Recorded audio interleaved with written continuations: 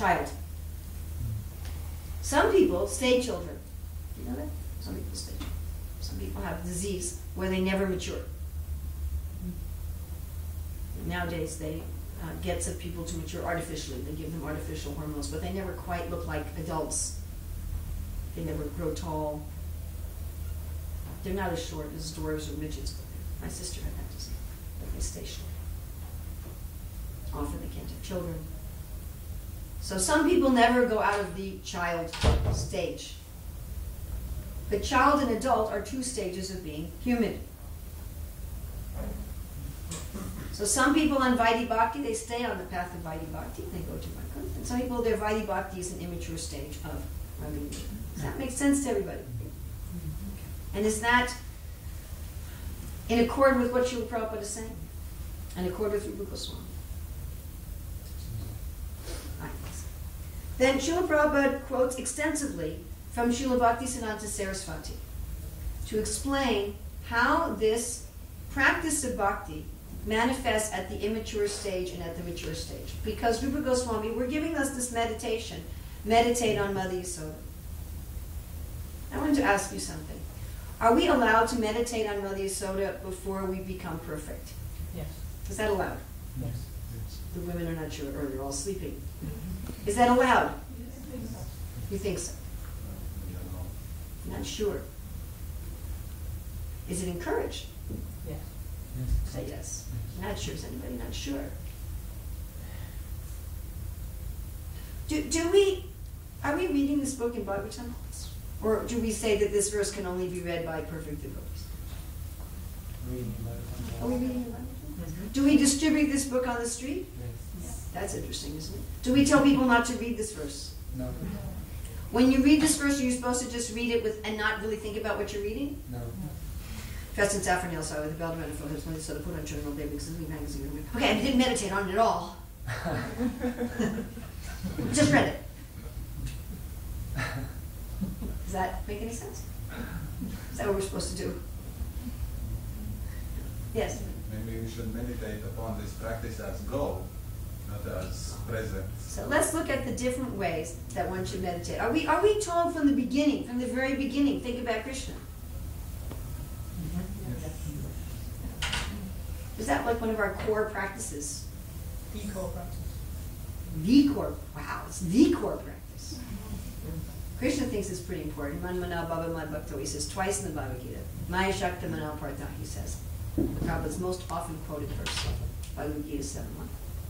So we're all supposed to be thinking about Krishna.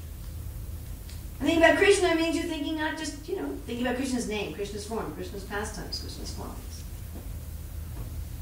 Prabhupada translated Krishna book in the beginning of the movement, and he wanted us to Read it.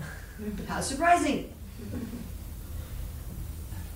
So, we've been chanting Hare Krishna for 2 days, and we're sitting around reading the Krishna book. And I'm sure Prabhupada wanted us to think about what we read in the Krishna book. All right, let's go through the stages. And I could just read Prabhupada's purport there, but I'm going to refer to from Shivaram Swami's book, Sudha Bhakti Chintamani, because he's taking this purport of Bhaktisiddhanta Saraswati. Okay, so we've got Rupa Goswami says something, Bhaktisiddhanta Saraswati purports it, Prabhupada quotes Bhaktisiddhanta Saraswati's purport, but because it's discussed in other places as well, and Shivaram Maharaj put it all together, instead of trying to read to you from 10 different places, I thought I would just read. But it is directly Bhaktisiddhanta Saraswati's purport on Rupa Goswami's verse that's quoted by Srila Prabhupada. I like to sometimes bring things with me for these sort of topics so you don't even entertain the idea that I'm making this up. One of the austerities of speech. Okay, so there's 5, we talk about different levels of Krishna consciousness many times. We talk about that there's Shraddha, Sadhu Sangha. Again, for those of you who are new and don't understand a word I'm talking about, I really apologize, but I don't have time to explain it and still have breakfast. So we talk about that there's Shraddha, Sadhu Sangha, Vajana Kriya, right, and Artha Nivritti, Nishta, which translate there's faith, association with devotees, performing the activities of devotional service, getting rid of all the unwanted things, becoming steady, and then developing attachment, developing taste, developing attachment, and then developing ecstasy, love. We talk about that. We talk about the stage of offensive chanting, clearing stage, and pure chanting. We talk about that there's the kanista, the unsteady devotee, the majjhima, which means the middle devotee, and the uttama, the above ignorance devotee. And we have 3 different definitions of the kanista, the majjhima, and the uttama, which I'm not going to get into now.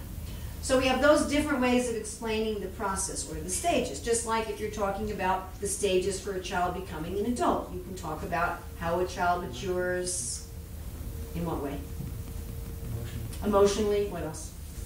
Physically. Intellectually, socially, and they're different descriptions. Now, here is a description, which we don't usually refer to, of advancement in terms of meditation. So looking at spiritual advancement through the lens of meditation. So like some of the kanista, majjhima, uttama lenses are how do you treat people? That's one of the stages. You're looking through the lens. How do you treat other people? If you think that God is only in your temple, God is only in the church of the Lutherans who follow the principles until 1610. And if you're a Lutheran who follows the principles after 1610, God is not in your church. There really are people like that, lots of them. So that's the kanista, God's only in my temple. You know, God's only in Soho, he's not in the manor.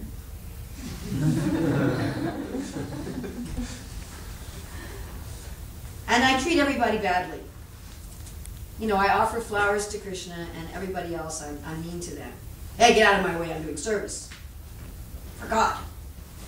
Right? Or I'll cheat the devotees or whatever. And at a really extreme level, you kill other devotees because they don't quite follow your particular form of worship. That's the lowest level of kanista.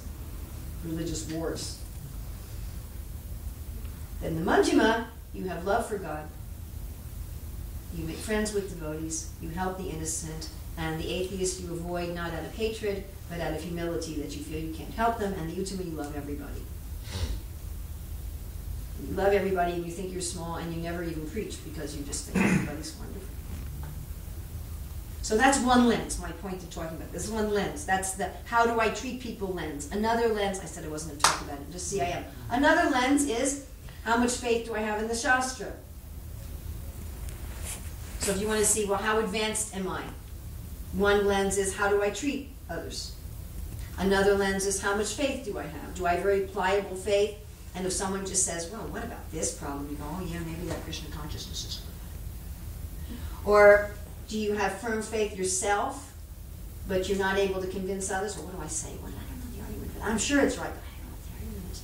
Or do you have firm faith and you can convince others? That's another lens. And there's more.